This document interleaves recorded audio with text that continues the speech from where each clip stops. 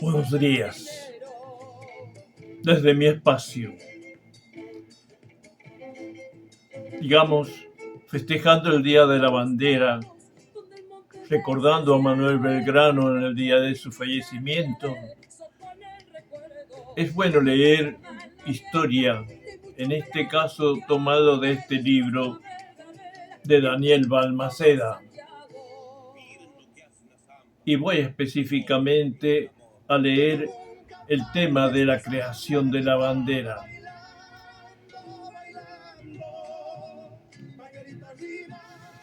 Es un poco largo quizás. A veces uno se desubica, pero las cosas son reales. Don Manuel Belgrano creó nuestra bandera. Todo tiene sus peripecias. En la página 114 dice: la bandera que nos legó.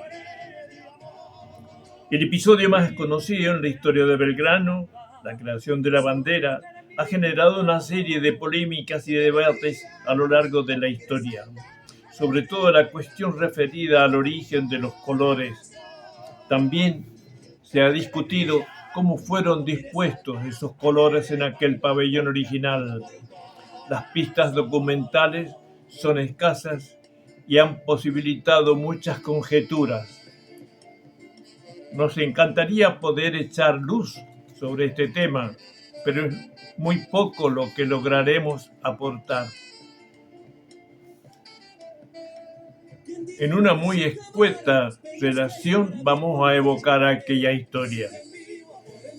Belgrano había partido de Buenos Aires rumbo a Rosario con el objetivo de alistar las baterías que ya estaban en construcción en la costa del Paraná. Llegó a su destino el 7 de febrero.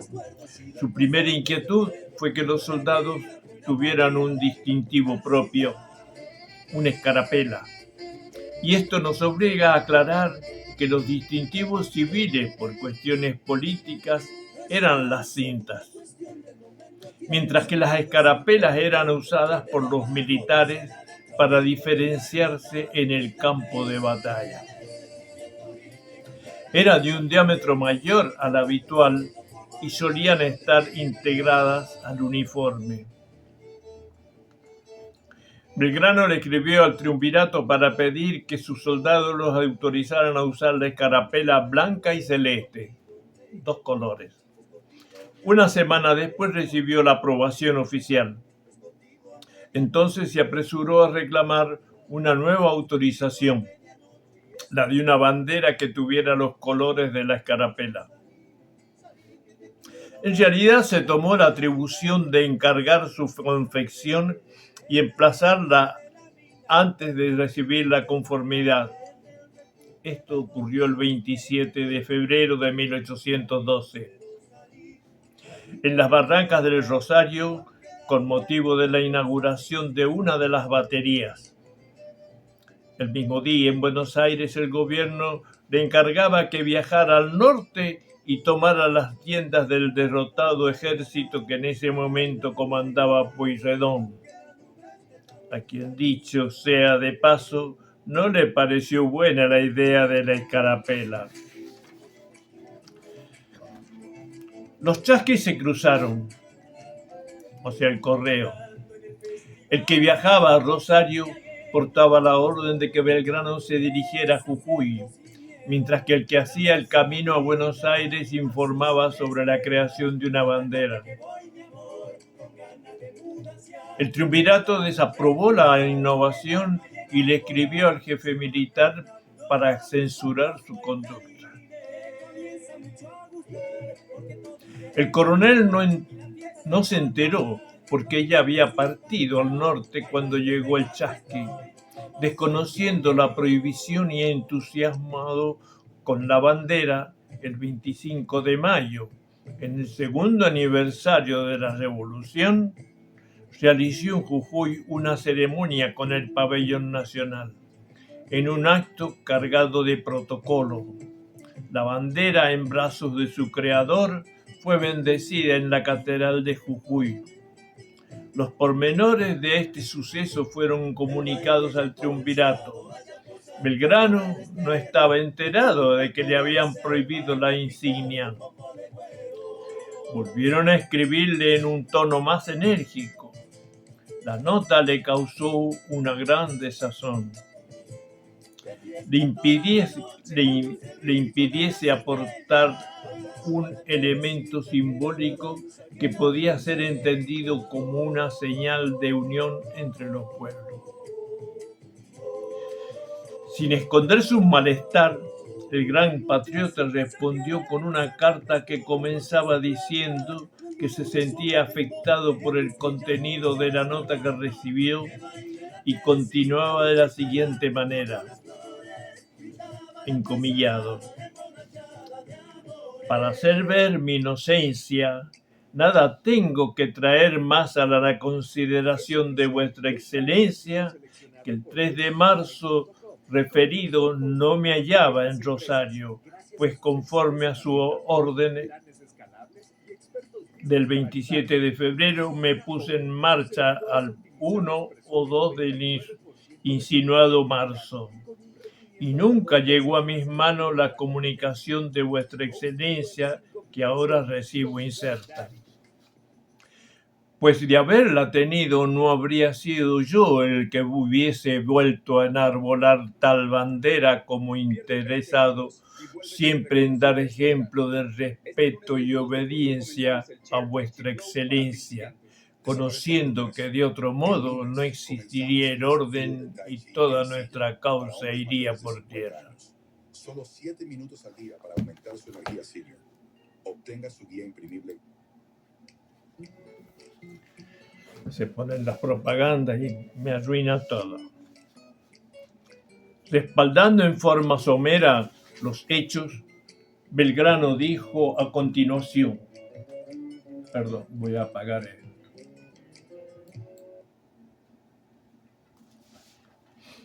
Vuestra excelencia mismo sabe que sin embargo de que había en el ejército de la patria cuerpos que llevaban la escarapela celeste y blanca, jamás la permití en el que se me puso a mandar, hasta que viendo las consecuencias de una diversidad tan grande, exigí a vuestra excelencia la declaración respectiva. Enseguida se circuló la orden, llegó a mis manos, la batería se iba a guarnecer, no había bandera y juzgué que sería la blanca y celeste la que nos distinguiese como la escarapela. Y esto con mi deseo de que estas provincias se cuenten como una de las naciones del globo, me estimuló a ponerla. Hasta allí, Rosario. Pero también necesitaba dejar en claro su accionar y motivaciones en Jujuy. Vengo a estos puntos, latitudes. Ignoro cómo he dicho aquella determinación. Los encuentros fríos, indiferentes y tal vez enemigos. Tengo la ocasión del 25 de mayo y dispongo la bandera para acalorarlos y entusiasmarlos. ¿Y habré por esto cometido un delito? Lo sería, señor excelentísimo, si a pesar de aquella orden hubiese yo querido hacer frente a las disposiciones de vuestra excelencia. No así, estando enteramente ignorante de ella, la que se remitiría al comandante del Rosario y la obedecería como yo lo hubiera hecho si le hubiese recibido. Para que no quedaran dudas acerca de su obediencia, aclaró qué haría a partir de haber tomado conocimiento de la censura del gobierno. La bandera la he recogido y la desharé para que no haya memoria de ella. Y se harán las banderas del regimiento número 6 sin necesidad de que aquella, la bendecida en Jujuy, se note por persona alguna, pues si acaso me preguntaren por ella, responderé que se reserva para el día de una gran victoria por el ejército. Y como éste está lejos, todas las habrán olvidado y se contentarán con la que se les presente. De todos modos, se permitió expresar que los indios en alto porcentaje de la población del norte ni gustan oír el nombre del rey, ni se complacen con las mismas insignias con que los tiranizan. Por otra parte, dejando traslucir cierto estado de ofensa y molestia, aclaró a su amigo Rivadavia: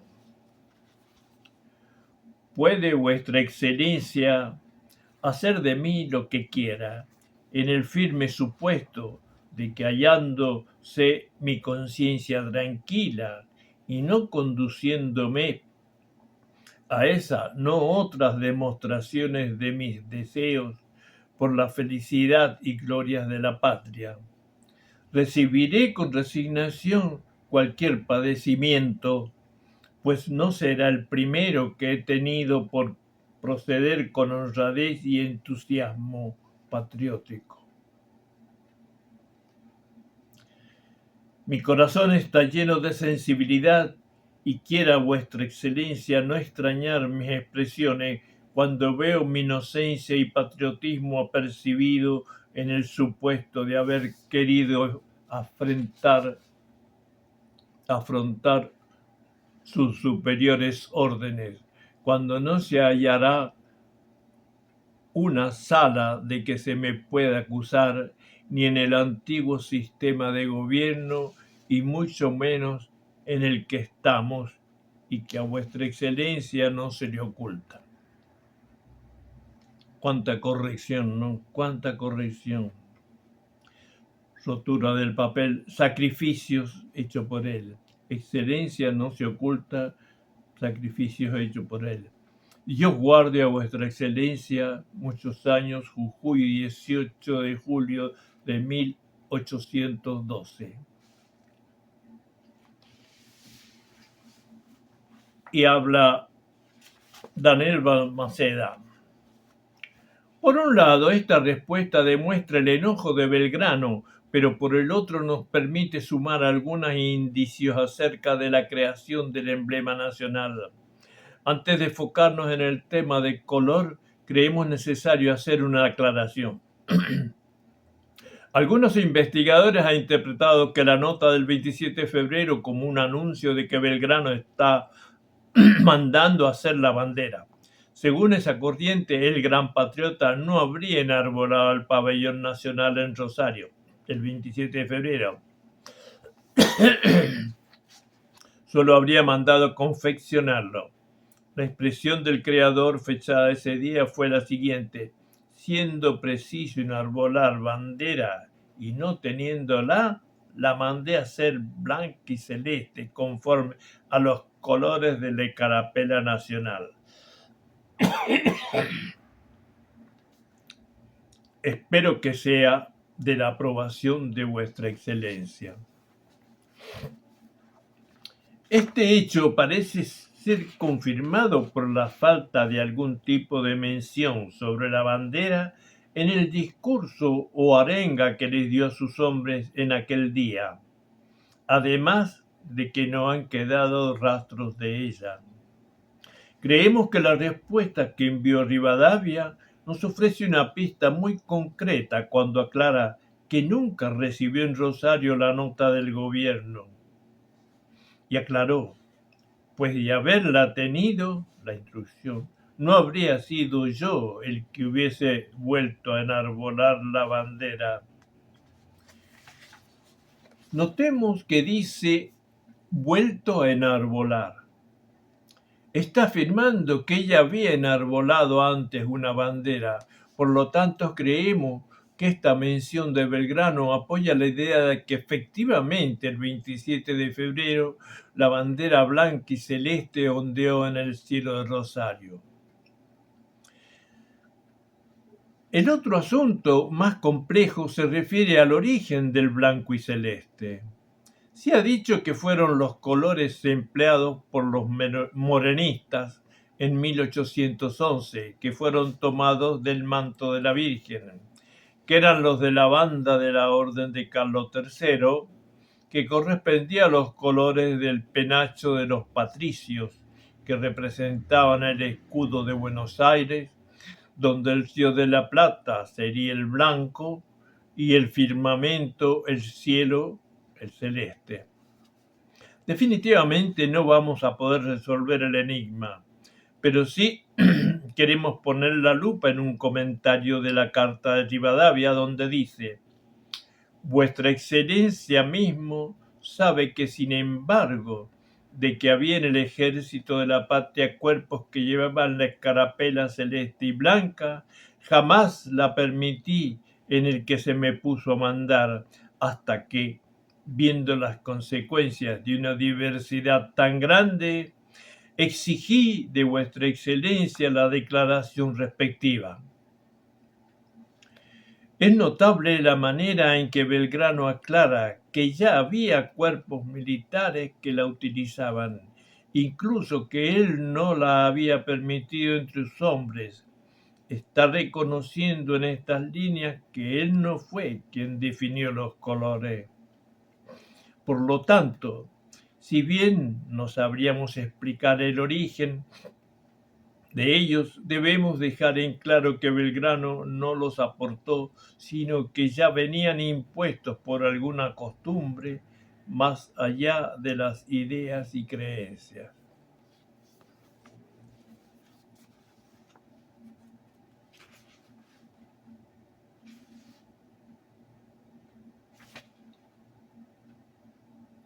No sé si seguir porque extremadamente son 2 hojas más. Veamos. En torno al pabellón. Si me canso voy a tener que cortar. ¿Entonces Belgrano creó la bandera? La respuesta es compleja. Si bien tuvo la intención de proyecto rechazado por el gobierno, no obstante, con el tiempo aquella idea de crear un distintivo terminó resolviéndose en conjunción con el proyecto belgraniano. Hay un par de puntualizaciones que vale la pena remarcar. En la década de 1820 se realizaron muchos homenajes a Belgrano.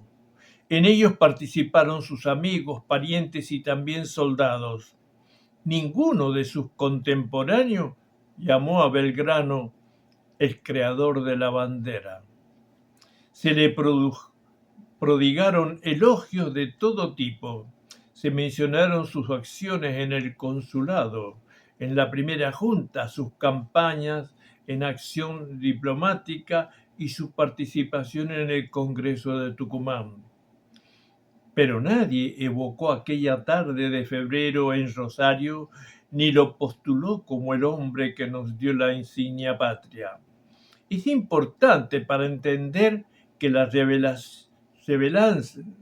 relevancia que le damos al hecho en nuestro tiempo no la tuvo hace 200 años. Asimismo, nos gustaría ofrecer una mirada acerca de la disposición de los colores de aquella primera bandera. No existe ninguna referencia de la de Rosario y las posteriores han sido muy diferentes. Por ejemplo, las banderas que aparecieron escondidas en una iglesia de Macha, en Bolivia, el pueblo al que se dirigió luego de ser vencido en Vicapugio, tienen franjas invertidas. Una de ellas es celeste, blanca, celeste, mientras que la otra es blanca, celeste, blanca. Algunos historiadores sostuvieron que, como Belgrano no habló de blanco y celeste al referirse a los colores de la escarapela, y luego dije que mandó hacer una bandera de los colores de la escarapela, el pabellón solo tenía